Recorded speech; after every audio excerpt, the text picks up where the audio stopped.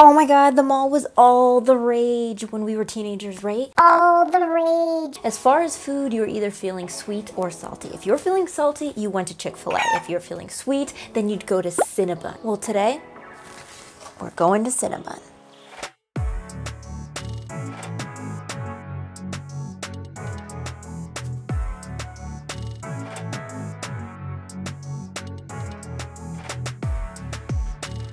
Hi, I'm Kim, and on today's episode of Macaronomics, I'm going to teach you how to make these cinnamon bun 3D macaroons with cream cheese frosting. Have you ever had a Cinnabon cinnamon bun? Huge Cinnabuns with epic frosting. And sometimes I would just eat the frosting. Does anyone now just say Cinnabon instead of cinnamon bun? It's like my mind reprogrammed myself to relive my youth on the next episode of Therapy with Kim. But before we start, please subscribe to my channel, ring that bell for notifications for new content, and like this video for even more baking videos. I will be posting the recipe and links of these products that I'm using below in the caption. And guys, please utilize that comment section to ask me any questions and to suggest ideas and recipes for future videos.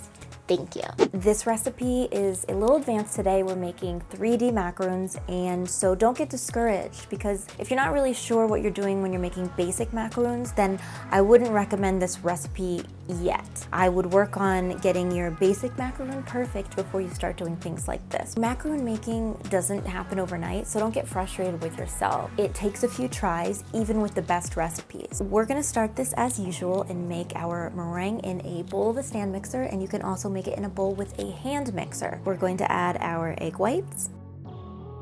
Then you're gonna add your cream of tartar and your salt, and you're going to whip them on high until they're nice and foamy. Same game, different round, guys.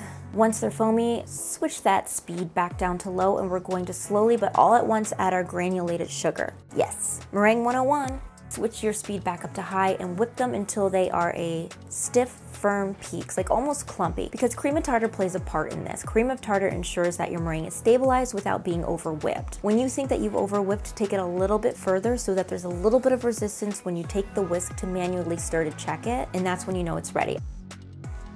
While your meringue is whipping, we're going to start to sift the dry ingredients. So our almond flour, add your confectioner's sugar. This is why we sift all of our dry ingredients for macaron batter, because we want the shells to be nice and smooth. And it's important to have finely ground almond flour. What that means is that the almonds are blanched, peeled, and they are ground so finely that it's almost a powder. Sift this guy through. Make sure to get all of the dry ingredients through the sifter. Don't cheat. And now you're gonna fold your meringue into your dry ingredients. You can do this all at once, that's okay. You know, you're just going to be careful. You're gonna gently fold it, and you're gonna take it to the point where it's still under mix. If you see streaks of white still in your batter, that means the batter's still intermixed. That's the meringue, and it's not mixed completely with the dry ingredients.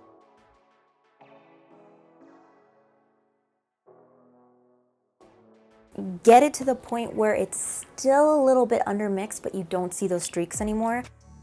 And we're gonna take about a half cup of our batter, and we're going to reserve that for later, because we're going to color that dark brown to create our cinnamon swirls on our macaron shells. For the rest of the batter, we're going to be coloring it with a lemon gel food paste and a brown gel food paste. A little bit more yellow than brown. Get that nice and mixed. We're also going to add some white gel food color to the batter just to lighten it up a little bit. And in this recipe, we're adding cinnamon. And then we're going to transfer our batter to a piping bag with a round tip, and I would recommend a small round tip in this case. Now we're going to mix the half cup of batter that we set aside just with brown. We want to create somewhat of a medium to dark brown. Transfer the dark brown batter to a piping bag with no tip, leave it uncut, and you'll tie it up and put it aside until we're ready to pipe the macarons. So now we're ready to pipe these little suckers, right? So we're gonna do this in a few rounds. I have a half sheet pan lined with a nonstick silicone baking mat with pre-tray circles, and this is great when you're starting out and you want to create consistent circles, or even when you've been doing this for a while and you have an issue with consistency and you want things to be perfect all the time because you have the worst OCD in the world. Now we're going to start with our first layer. We're going to pipe our light brown base, all the same size, and we're gonna let that set. Probably for like 15-20 minutes until a light skin develops.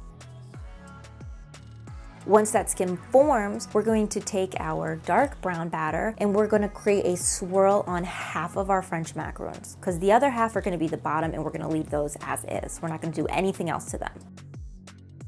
After you piped your swirl, you're gonna leave that also to set for another 15-20 minutes. Yes, guys, this is going to take longer, but believe me, the masterpiece is going to be gorgeous. Once that's set, we're gonna go back to the other batter, the lighter colored batter, and we're going to fill in the swirl on half of the macarons with the swirl.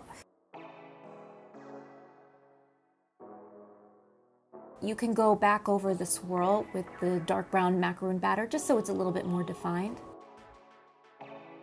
You're gonna sprinkle it with a little bit more cinnamon because they're cinnamon buns, guys, come on. So then we're gonna let that layer set for another 15 to 20 minutes till it develops a little bit of a skin. And then we're gonna take the lighter batter, we're gonna go over it just halfway this time, not all the way, just so it gives that illusion of the roll popping out after it bakes. A little trick to the eye. Now we're gonna let them rest for about 1 hour or until a hard matte skin develops. Each time you rest a layer before piping the next layer has nothing to do with the overall resting period. You start the actual resting period when you pipe the very last layer. After you pipe the last layer is when you begin timing for an hour or until a hard matte crust develops. After the macarons have rested, you're going to double your sheet pans and put them into a 300-degree Fahrenheit oven for 14 to 15 minutes. Just took the shells out of the oven and they smell so cinnamony and good. It literally smells like I made cinnamon buns in my kitchen. That's the beauty of baking cinnamon, folks. As those cool, we're going to mix our gel food coloring. We're going to mix yellow and brown gel food coloring because we want to paint on what looks like baked butter on top of the cinnamon bun. Because when you make cinnamon buns, you brush them with a cinnamon sugar butter before they go into the oven. So we want to kind of give that effect with gel food coloring. So we'll do a 2-to-1 ratio of brown and yellow gel food coloring. You want it more of a golden yellow. Now we're going to use a brown gel food color to paint the inside of the swirls.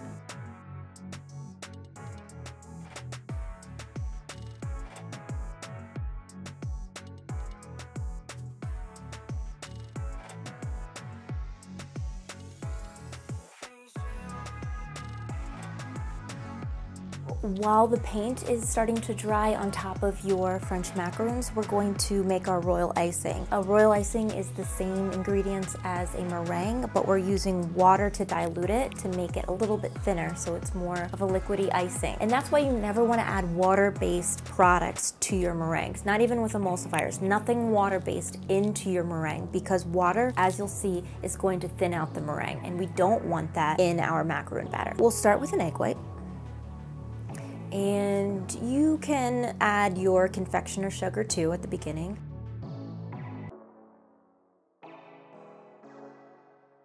And start mixing it on medium. Let it whip for a second, and then you're going to slowly drizzle in the water down the side of the bowl.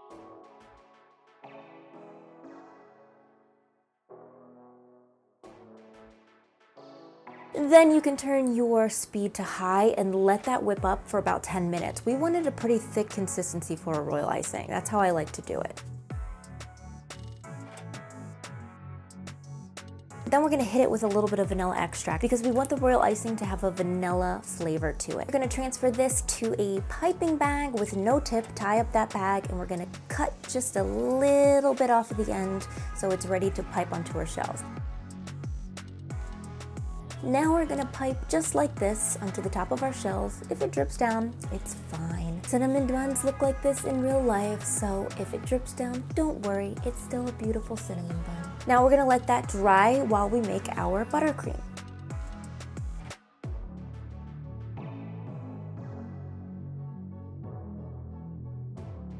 We're going to go ahead and make our cream cheese frosting because what would a cinnamon bun be without its cream cheese icing? To a bowl of a stand mixer or a bowl with a hand mixer, you add your cream cheese and your butter, and you're going to let that whip up, whip some air into it, let it gain some volume.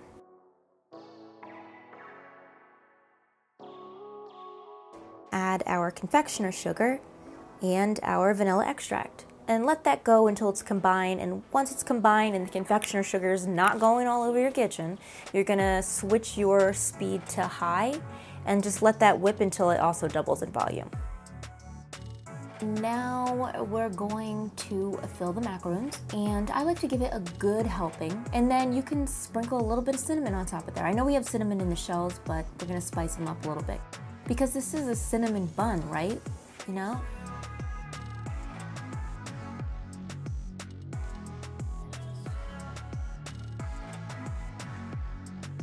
Now you can put your top shell on. And voila. And that's pretty much all she wrote. Look how gorgeous these guys turn out, right? I mean, that's an advanced level French macaron. Like, pat yourself on the back, because that is not easy. And look how realistic they look, right? They look just like cinnamon buns. And they smell like them too. And let's taste them. That combination of the cinnamon and the cream cheese is legit. These are incredible. This gives Cinnamon Bun a run for its money, unless they want to sponsor me. If you guys want to sponsor me, they're not as good as yours. Guys, thank you so much for watching this video. Please subscribe to my channel and like this post if you want to see more baking videos like this. And also be sure to follow my Facebook and my Instagram account for content that you won't even see on this channel. And if you're going to replicate any of my recipes, please add hashtag creme macaroons to your video or photos so I can see, like, and share your video and photos to my story. And as always, stay safe, stay happy, and keep baking.